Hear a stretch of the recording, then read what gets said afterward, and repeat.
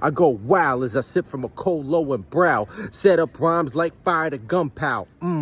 As the bass line cranks for being rated R from being top rank, I'm hard like an erection. Pardon self.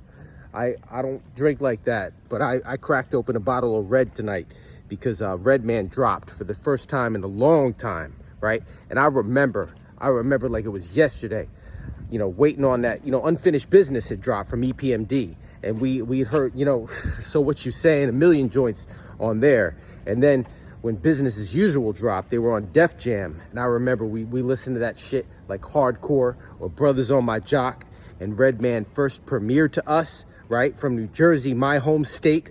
And he was like a god, a rapper to us, right? And then before he even dropped his first joint, like before he What the Album, right?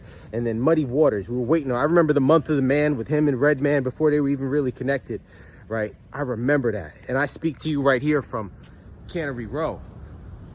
And this is the place where John Steinbeck used to walk when he was writing Cannery Row or Sweet Thursday or one of them other jammies that he wrote.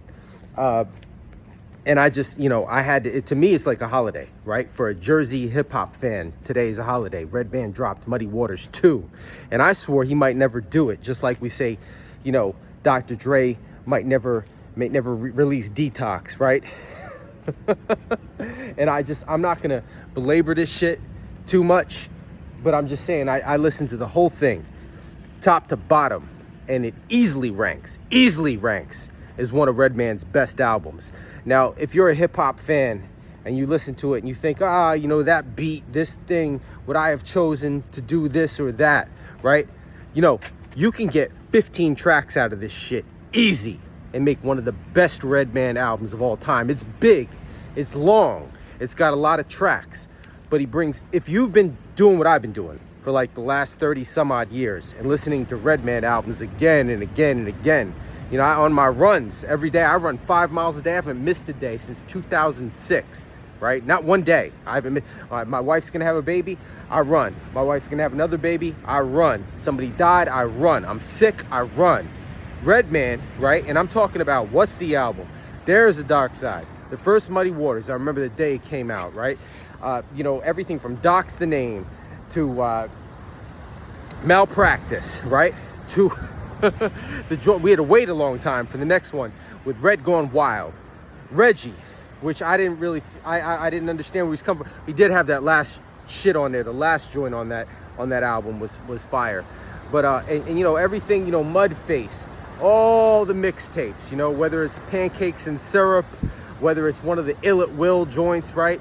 I love fucking Redman. And everybody in Trenton, New Jersey at the time he dropped, they'd be crazy to tell you they didn't love him too, right?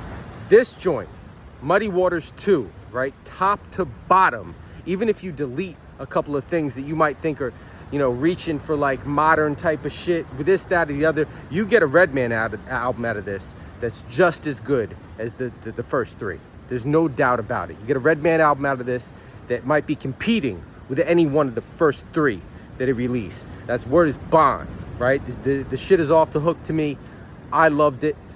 He's spitting like he's never spit before. It's inspiration, right? It stretches rap music into just another artist, right? A hero from our times that's still topping his best work when he's in his 50s, like Nas or Busta or anybody else that you can mention that's in that realm, right?